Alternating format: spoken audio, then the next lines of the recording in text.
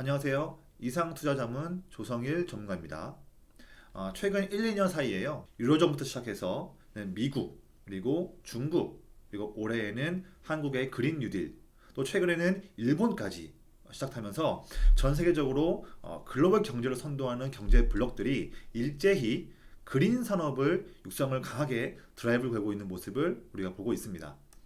사실 모든 산업에서요, 탄소 배출 억제를 위한 정책을 펼치고 있다고 말씀드리고요. 뭐 2030년 또 2050년까지 장기간의 그런 어젠다를 가지고서 정책을 펼치고 있는 부분을 우리가 좀 보고 있습니다. 우리가 이제 그린 뉴딜이라고 하면 이제 비슷하게 신재생에너지 육성을 말하는데요. 여기서는 이제 지금 단기뿐만 아니라 앞으로 오랜 기간 동안에 정책이 이어질 거기 때문에 중장기로도 봤을 때 큰 성장성을 보이는 업종이라고 말씀을 드립니다. 세부적으로는 뭐 태양광, 풍력, 수소 등을 말씀드릴 수 있는데요. 지금 이 시간에는 여기에서 가장 성장성 봤을 때 퍼센트를 봤을 때 가장 크게 상승할 수 있다고 판단되는 풍력 쪽에 대해서 오늘 좀 말씀을 드리고자 합니다. 본론 들어가기 전에요. 저희 채널 이상자문이라는 채널인데요. 여기 구독 한번 눌러주시고요. 저희 영상에 좋아요도 눌러주시면 앞으로도 꾸준하게 좋은 내용들을 말씀드릴 수 있도록 하겠습니다. 자, 그럼 제가 준비한 내용 본론으로 들어가 보도록 하겠습니다. 네, 먼저 사실 풍력에 주목을 하는 이유를 제가 세 가지를 꼽았는데요. 좀 빠르게 핵심만 말씀드리겠습니다.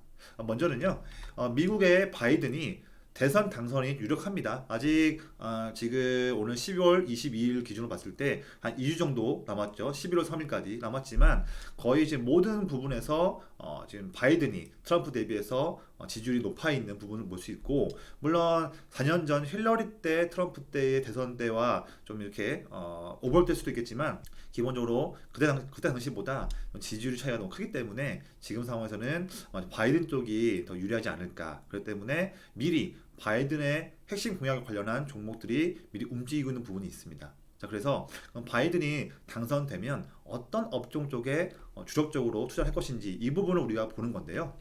네, 조 바이든의 경제 공약을 봤을 때 법인세를 올리는 부분도 여러 가지 있고, 뭐 직무 과세 여러 가지 부분도 있지만 우리가 주목을 하는 부분은 기후 변화 대응 투자에 대한 부분을 주목을 하고 있습니다.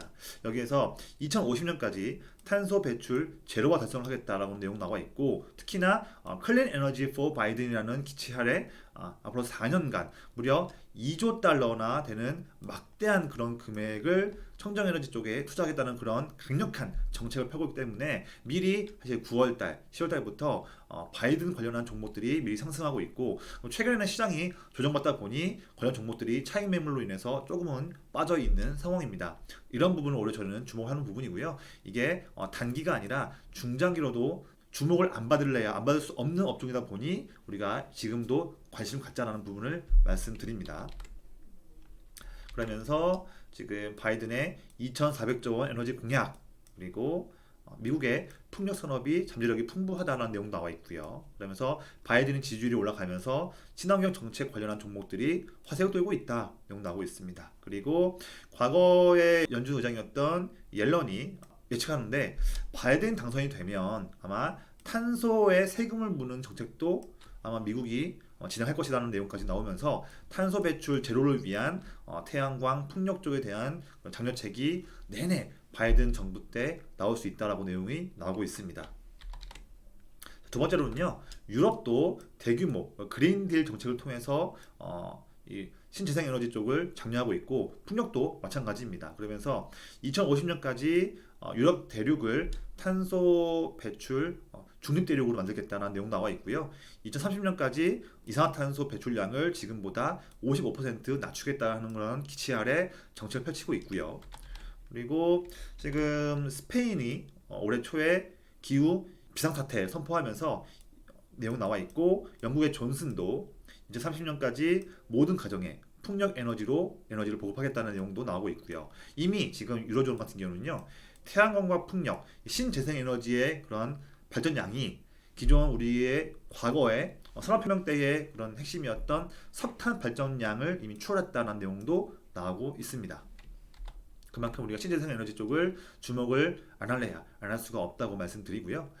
우리나라도 역시나 그린딜 정책을 펼치면서 2025년까지 그린 뉴딜의 국비 무려 42조 원을 투입하겠다는 내용 나와 있고요. 그러면서 친환경 정책을 육성하겠다 나오고 있고, 또한 태양광 풍력 발전도 기존 대비 3배로 증가시키면서 그린 뉴딜에 대한 속도를 내겠다는 내용 나와 있습니다. 또한 정책적인 그런 지원도 추가하기 위해서 그린 뉴딜 사업이 멈출 일 없게 녹색 금융공사도 만들겠다, 적극적으로 지원하겠다는 내용이 나오고 있습니다. 이런 내용들은 매 때마다 앞으로도 지속적으로 언론에서 나올 수밖에 없는 내용이기 때문에 우리가 풍력 쪽을 주목을 하자는 내용을 말씀드립니다. 풍력이라 한다면요, 우리가 육상 풍력과 해상 풍력이 있는데, 다양한 부분을 봤을 때에 앞으로는 해상 쪽에, 그러니까 바다 위에 건설하는 풍력 쪽이 더욱더 성장성이 더 높을 것으로 전망됩니다. 왜냐면요, 육상 풍력 대비해서요, 해상 풍력 봤을 때는 육상 풍력 같은 경우는 아무래도 뭐 산지도 있고 여러 가지, 또 이제 주민들의 반발도 있을 수 있고요. 아무래도 사는 지역에 우리가 님비 현상이라고 하듯이 사는 지역에 뭐 대규모의 그런 발전 단지나 뭐 그런 게 있다 한다면 뭐 혐오하는 그런 것도 있겠죠. 그리고 송전망에 대한 접근성도 낮은 부분이 있는데, 해상 풍력은 육상 풍력의 단점들을 다 보완할 수 있는 장점이 있습니다. 그래서 먼저는 육상 풍력보다 더 풍부한 바람을 확보할 수가 있고요. 그리고 소음이나 자연 훼손 등의 문제로부터 비교적 자유로운 부분도 있습니다. 그리고 마지막으로 대형 터빈 설치와 대규모 단지 건설에도 유리한 조건이 있고, 추가적으로 말씀도 드리면요, 당연히 해상에 설치하다 보니까 거주하고 있는 주민들의 반발은 없겠죠. 물론 이제 어업권 관련해서는 분쟁이 있을 수 있겠지만, 그래도 육상 풍력 대비해서는 이 주민 반발에 대한 이제 공사 지연에 대한 리스크도 많이 줄 수 있는 부분이고요. 그래서 이런 부분에 의해서 해상 풍력을 주목하는 부분이 있습니다. 또한 유럽 같은 경우에도 특히 이제 유럽은 수소 에너지도 강점을 두면서 육성을 할 계획인데, 이 수소 에너지를 창출할 때에 쓰는 에너지원을 유럽 같은 경우에는 수전의 설비라는 기술을 통해서 해상 풍력에서 에너지를 차출해서 여기에서 바로 즉시 수소 에너지를 만들기 위한 그런 이제 기술을 펼칠 것으로 전망됩니다. 그렇기 때문에 유럽이 수소 에너지를 발전시키려고 하는 그런 큰 기조가 살아 있고요. 그런다 한다면 당연히 시너지적으로도 해상 풍력과도 같이 성장할 수 있는 흐름이기 때문에 이 흐름은 매우 큰 흐름이라고 말씀을 드립니다. 그러면서 세계 해상 풍력 발전량 추이가 올해는 이 부분에 와 있는데요. 물론 전망치지만 내내 큰 속도로 증가할 전망치가 나와 있는 부분입니다. 유럽 같은 경우에는요, 2050년까지 무려 해상 풍력에 450기가와트를 설치하겠다는 내용 나와 있으면서 뭐 대서양이며 북해며 발틱해며 지중해며 다양한 지역에서 막대한 양의 해상 풍력 설치를 할 계획에 있습니다. 네, 앞서 말씀드린 것처럼 유럽이 2050년까지 450기가와트라는 막대한 양의 설치를 할 건데, 현재 지금 여기 있는데요. 매 년마다 5기가와트, 10기가와트, 2030년에는 20기가와트 이상의 매년마다 신규 설치를 할 계획이기 때문에 성장성은 정말 무한하다고 말씀을 드리고요. 또 현재로서는 지금 유럽에서 에너지 창출원에 대한 다양한 그런 소스가 있는데, 현재는 해상 풍력이 지금은 5%도 안 되는 미미한 수준이지만, 시간이 지나면 지날수록 결국에는 원전이며 뭐 다양한 부분 있지 않습니까? 뭐 태양광이며 천연가스며 석탄이며 다양한 부분 봤을 때 2050년대에는 압도적으로 해상 풍력에서 창출하는 에너지원이 유로존에서 가장 많이 쓸 것이다라는 내용까지도 나오고 있습니다. 이 무한한 성장성이 이제 시작하는 단계이기 때문에 우리가 해상 풍력을 주목을 해야 한다라고 말씀을 드립니다. 자, 그러면 국내에 상장된 종목들이 많이 있죠. 하나씩 좀 체크해 볼게요.